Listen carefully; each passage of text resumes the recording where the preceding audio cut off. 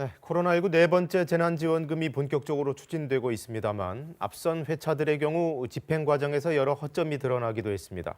특히 위기 계층을 특정해서 집행했던 맞춤형 선별 지원, 그 선별부터가 제대로 되지 않았다는 지적도 많습니다. 문예슬 기자가 취재했습니다. 대학 졸업 후 1년 넘게 취업 준비 중인 26살 임모 씨. 일용직 아르바이트로 매달 30에서 40만 원을 벌었는데 코로나19로 일자리가 끊겨 몇만 원 벌기도 힘들어졌습니다. 이런 임 씨에게 지난해 10월 소득이 줄어든 위기 가구에 최대 100만 원의 생계 지원금을 준다는 소식은 단비 같았습니다. 하지만 서류 한 장에 막혔습니다. 가장 큰 결립점이 소득 감소 확인서라는 서류가 좀 문제가 되었습니다. 코로나19로 소득이 25% 이상 줄었다는 걸 신청자가 증명해야 하는데 여기에는 사업주의 서명이 필요했습니다. 행사 진행 요원 등 일용직 아르바이트를 해왔던 임 씨는 근로계약서는커녕 고용업체의 연락처도 모르는 경우가 많아 서명을 받는 건 불가능했습니다.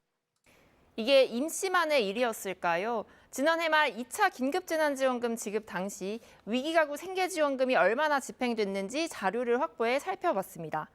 서울은 43%, 인천은 38%. 재난지원금 예산을 절반도 못 쓴 지자체가 많았습니다. 전국 통틀어 책정된 예산의 63%만 집행됐습니다.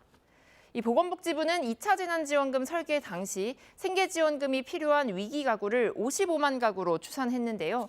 하지만 20여만 가구는 지원금을 못 받고 사업이 종료됐습니다. 왜 이런 일이 생긴 걸까요? 직접 예산을 집행한 지자체에 문의해봤습니다. 현직장에서도 서류 떼와야 되고 전직장에서도 떼와야 되고 설명하는 사람도 잘 모르겠고 듣는 사람도 잘 모르겠고 그래서 많이 돌아가셨고 애초에 서류 자체가 너무 까다롭고 25% 이상 했던 그 부분을 처음에 판단하기가 어려웠죠.